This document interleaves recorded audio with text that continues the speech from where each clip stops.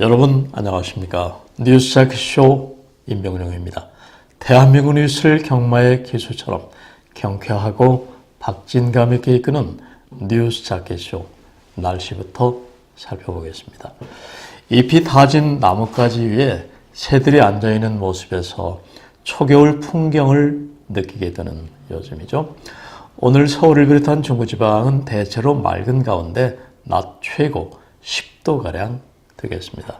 뉴스자키쇼 시작하겠습니다. 먼저 대법, 판사 탄핵 결의, 법적 효력 없다, 이런 주제입니다. 대법원이 어제 전국 법관 대표회의가 의결한 법관 탄핵 촉구안에 법률적 효력을 부인하는 그런 내용의 의견서를 국회에 제출했습니다. 법관회의는 지난 19일 사법행정권 남용 의혹과 관련된 동료 판사들 탄핵 촉구안을 의결했고 그 다음날 더불어민주당은 탄핵을 적극 추진하겠다고 나선 내용이죠. 그러나 대법원은 이날 자유한국당 곽상도 의원에게 제출한 전국 법관 대표회의 탄핵 관련 의견서에서 법관회의의 의결 내용은 다른 헌법기관에 대한 법률적 효력이 전혀 없다. 다른 헌법기관에 탄핵을 촉구하는 등의 형식을 배제한 것으로 그런 내용이라고 밝혔습니다. 대법원은 김명수 대법원장의 의견 표명 여부에 대해서는 법관회의가 단순히 헌법적 검토가 필요하다는 의견을 표명한 것이다. 그 의견은 특별한 법적 효력이 없다고 재차 강조했습니다. 그러면서 대법원은 법관회의 의결 과정에서 보듯이 반대 의견도 상당했던 점을 고려해야 한다. 대법원은 의결의 형태로 제시된 의견은 물론 그와 다른 다양한 의견들과 함께 경청하면서 사법부의 신뢰 회복을 위해 노력하겠다고 덧붙였습니다. 이에 대해서 곽상도 의원은 대법원이 자문기구인 법관 대표회의의 대표성, 또 탄핵 촉구안의 법적 효력 등을 모두 부인했다. 결과적으로 법관 대표회의가 정치적 행위를 했다는 것을 대법원이 자인한 셈이라고 지적했습니다. 의결은 됐지만은 해당 판사들에 대한 탄핵 추진은 하지 않겠다. 국회에도 해야 할 사안은 아니다.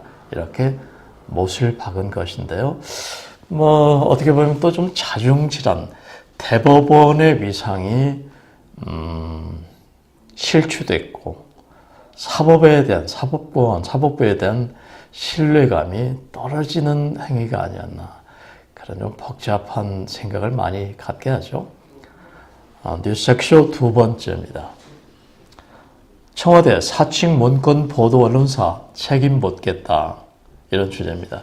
청와대는 한 언론이 청와대 국가안보실 문건을 입수했다면서 북한 비핵화 협상과 관련한 문건을 보도한 것과 관련해서 어제 이처럼 밝혔습니다. 이는 국가안보실을 사칭한 가짜 문건을 보도한 것이라며 경찰에 수사 의뢰했다고 강조했습니다. 전날 해당 언론은 문제가 된 문건을 이용해 한국이 종전선언을 서두르는 데 대한 미국 내 의혹 증가, 한국 정부가 한미 동맹에 대한 신념이 약한 것을 의심한 것이라고 보도했습니다.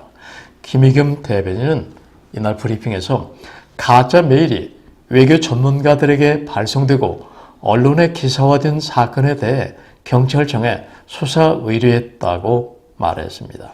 김 대변인은 언론 역사의 전례를 찾기 어려울 정도로 악정이라 판단된다면서 한미 동맹을 깨뜨리고 이간질하려는 반국가적 행태라고 지적했습니다. 뉴스자키쇼 세 번째입니다. 청와대 김정은 연내 답방 어렵다, 이런 주제입니다. 청와대가 처음으로 김정은 북한 국무위원장의 연내 답방이 내년으로 미뤄질 수도 있다고 언급했습니다. 김의겸 청와대 대변인은 정례 브리핑에서 김 위원장의 연내 답방은 여러 가지 가능성을 다 열어놓고 논의 중이다. 2차 북미 정상회담 전이 좋을지 아니면 후가 좋을지 어떤 것이 한반도 평화 번영을 가져오는데 더 효과적일지 여러 가지 생각과 판단이 필요한 시점이라고 밝혔습니다. 2차 북미 정상회담이 내년에 열린다는 점을 감안하면 김 대변인이 회담 이후를 언급한 것은 김 위원장의 연내 답방을 반드시 고수하지는 않겠다는 의미로 해석이 됩니다. 청와대는 김 위원장이 연내에 답방한다면 늦어도 이달 안에는 남북 정부가 관련 일정 조율에 나서야 할 것으로 내다봤지만은 북측은 지금까지 아무런 연락을 주지 않고 있습니다. 내일 모레가 12월인데 사실상 김정은 국무위원장의 답방이 어렵지 않을까, 이게 현실로 지금 보여지죠.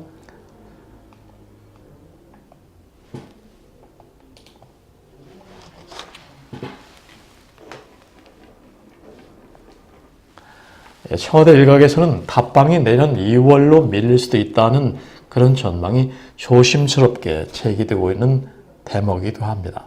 그동안 청와대는 김 위원장 연내 답방을 전제로 유관 기관들이 준비 중이라는 입장이었는데요. 이에 대해서 청와대 핵심 관계자는 소문에 대해 파악은 하고 있지만은 북한 쪽에서 명시적으로 답이 온 것은 없다.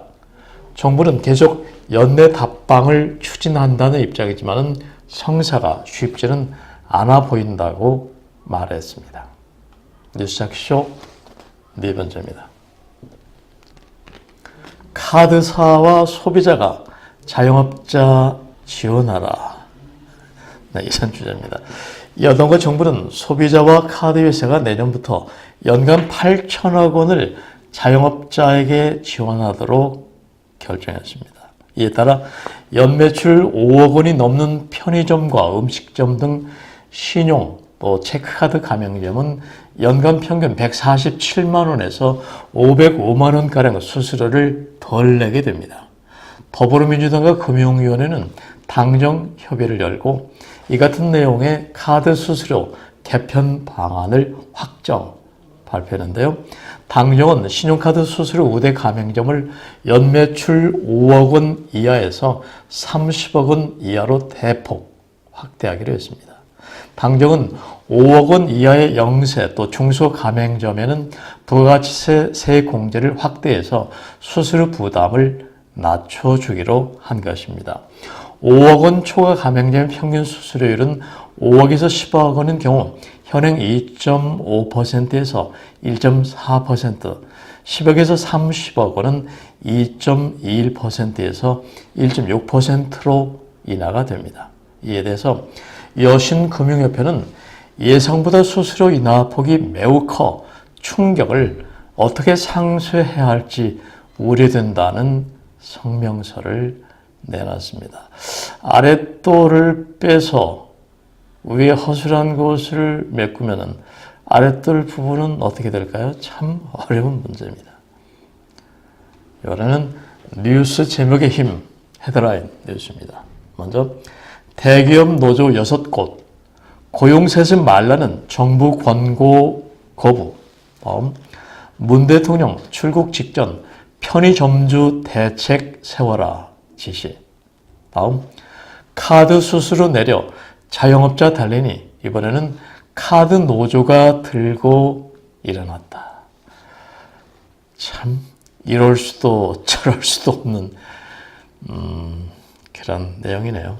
다음 탈원전 국민의사 물어야 57개 대학 교수 210명 성명. 원자력 발전이 세계 최고 수준인데 우리는 지금 원자력 발전을 벗어나야 된다. 이러다 보니까 여러 가지 문제가 사회적 이슈 집점이 되고 있습니다. 다음 베이징 최악 스모그 서울 온다. 오늘도 전국의 미세먼지 농도가 상당히 높습니다. 외출하실 때 마스크 반드시 하고 나가시는 게 필요하겠죠. 다음 미국 한국 요청으로 공군 연합훈련 연기하고 폭격기 출동 중단. 끝으로 오늘 누리호는 한국형 발사체죠. 오늘 누리호 시험 로켓 발사를 4시에 한다는 그런 내용. 헤드라인 뉴스였습니다. 쉬어가는 페이지 시연독기로 오늘은 김소엽 시인의 바람의 노래란 제목의 시 소개해드리겠습니다. 난 늘 뜨거웠고 그는 한랭 기온이었지. 그 사이에서 태어난 바람은 영원한 순례자가 되었다. 너는 한 곳에 머무를 수 없는, 그래서 아무리 좋은 곳에서도 금방 떠나야 하는, 차라리 무소유의 소유를 즐기는 너는 유정한 마음까지도 갖지 않은 한량이거나 아니면 거세 든 청춘이거나, 그래서 너는 울음을 삼키며 사는 것이냐. 김소엽 시인의 바람의 노래라는 제목의 시였는데, 바람의 영혼과 바람의 모습과 그런 게 느껴지죠.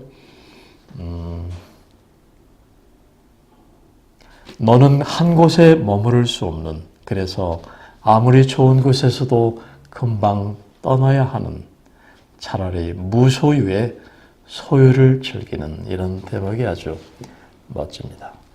시 언덕길 오늘은 김소엽 시인의 바람의 노래란 시 소개해드렸습니다. 이번에는 생활 뉴스 두 가지입니다. 서해안 고속도로 더 넓어졌다, 이런 주제입니다. 국토교통부는 상습 지체 또 정치적인 서해안 고속도로 서평택 6.5km 구간을 왕복 6차로에서 10차로로 확장 개통했습니다. 또 서해안 고속도로 평택, 서평택 간 10.3km 구간 중 잔여 구간 3.8km는 내년 12월에 확장한다고 밝혔습니다. 국토부는 이번 확장으로 차량 평균 통행 속도가 기존 시속 66km에서 89km로 빨라졌다. 이에 따라 평택항과 포순공단의 물동량 처리가 원활해지고 연간 약 100억 원의 물류 비용이 절감될 것으로 기대하고 있다고 밝혔습니다. 이번에는 문화 뉴스 한 가지입니다. 씨름, 유네스코 만장일치 남북 공동 인류문화유산으로 등재, 이런 내용입니다. 씨름이 사상 처음으로 남북 공동 유네스코 인류무형문화유산에 등재되었습니다. 이는 우리나라 씨름이 유네스코 세계유산, 인류무형문화유산, 또 세계기록유산을 통틀어서 남북이 함께 등재한 첫 사례입니다. 정식 등재 명칭은 한국 전통 레슬링 씨름, 트래디셔널 코리안 레슬링 씨름, 트래디셔널 코리안 레슬링 씨름, 이렇게 되어 있습니다. 24개 회원군이 만장일치 합의로 씨름을 남북 공동 등재가 결정된 것이죠. 위원회는 씨름은 남북 전통문화의 중요한 일부라면서 남북 씨름이 연행과 전승, 양상, 공동체에 대한 사회문화적 의미에서 공통점을 갖는다. 이런 점 등을 고려해서 전례 없던 개별 신청유산의 공동 등재를 결정했다고 밝혔습니다. 씨름계도 이번 유네스코 등재를 일제히 환영했습니다. 이준희 씨름협회 경기운영본부장은 비인기 종목으로 추락한 씨름이 다시 인기를 회복할 최고의 기회다. 내년 2월 설맞이 통일씨름대회 등 남북 공동대회 개최도 가능할 것으로 기대한다고 말했습니다. 시작해서 이제 마무리 순서입니다. 한 해가 조금씩 마무리되면은 송년회 준비도 하고 또 회식 자리에서 여러 가지 재밌고 의미 있는 건배사들을 하게 되죠. 여러분은 그 회식 자리에서 어떤 건배사들 합니까? 그 분위기에 맞게 즉석에서 친 것도 있고 그동안 나온 것들도 있는데, 회식 자리에서 건배사만 멋지게 잘해도 직장인들은 점수가 올라간다고 하네요. 얼마 전 제가 친구들과 회식 자리에서 당신 멋져라는 건배사를 했는데요. 이는 당당하고 신나고 멋지게, 뒤가 재밌습니다. 져주면서 살자. 네. 당당하고 신나고 멋지게 져주면서 살자, 이런 의미의 당신 멋져 건배사를 했는데요. 조금 져주면서 사는 게 결국 이기는, 조금 미치게 살아야 깍쟁이로 안 보인다는 것이죠. 이렇게 살아야만 속 편한 세상살이 이치, 처세 같은 거 아닐까 생각이 드네요. 자, 오늘도 당당하고 멋지게 좀 져주는 하루 되어보십시오. 뉴스프리존 뉴스 자켓쇼, 지금까지 편집국장 임병용이었습니다. 감사합니다.